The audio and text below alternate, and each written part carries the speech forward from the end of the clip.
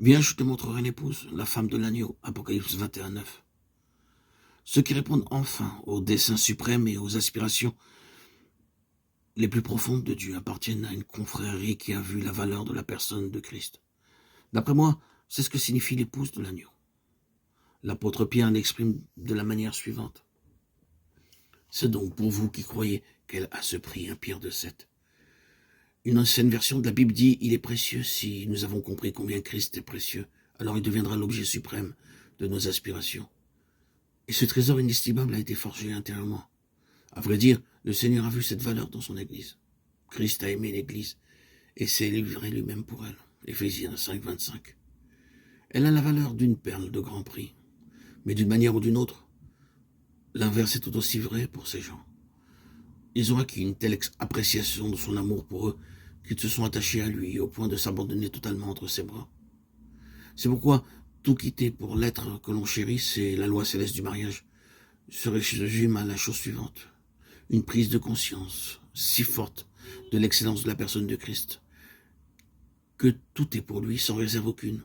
Tel est le rôle de l'épouse. Ce que le Seigneur cherche à produire en nous petit à petit, c'est cette prise de conscience de la valeur de Christ qui nous attire toujours plus à lui. Dans cette merveilleuse relation où nous nous abandonnons entièrement à lui en acceptant sa seigneurie. Je ne vis point de temple dans la ville, car le Seigneur Dieu Tout-Puissant est son temple ainsi que l'agneau. Apocalypse 21, 22. À quoi sert donc un temple? Eh bien, le temple est le lieu où Dieu réside. C'est là que l'on s'attend à le trouver. Et l'agneau est son temple. Nous trouverons Dieu dans le Christ crucifié. Christ est offert pour nous. Christ est notre agneau. C'est en lui, comme agneau, que nous rencontrerons le Seigneur. Beaucoup de gens essaient de trouver Dieu sans passer par Jésus-Christ, crucifié, ce qui est impossible. Ah, combien y a-t-il de cas navrants et tragiques comme cela? Nous les avons déjà entendus dire, oui, je crois en Dieu, je le prie. Mais qu'est-ce que cela signifie pour vous?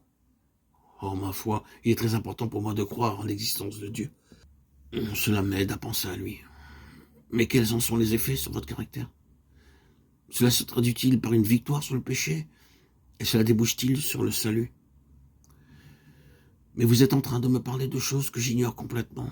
Où intervient le Fils de Dieu dans tout cela? Qu'en est-il de son œuvre sur la croix et de l'expiation du péché? Ils nous répondront, oh non, je ne peux pas accepter cela. Donc, malgré toute leur croyance en Dieu, ces personnes marchent soit dans l'obscurité, soit dans la pénombre, car il ne saurait y avoir d'autre chemin conduisant à Dieu que Jésus-Christ crucifié. Vous n'atteindrez jamais le but de Dieu autrement. C'est en Jésus-Christ seul que vous trouverez Dieu. Christ crucifié, Christ, votre victime expiatoire, votre sacrifice, c'est là où Dieu rencontre votre cœur et que votre cœur rencontre Dieu. Dieu siège à cet endroit-là. Dieu était en Christ réconciliant le monde avec lui-même. 2 Corinthiens 5, 19. Vous ne trouverez jamais Dieu ou la réconciliation ailleurs. Les personnes d'Apocalypse 14 sont celles qui ont trouvé Dieu. Elles l'ont trouvé en Christ. Elles savent que l'agneau est le temple de Dieu.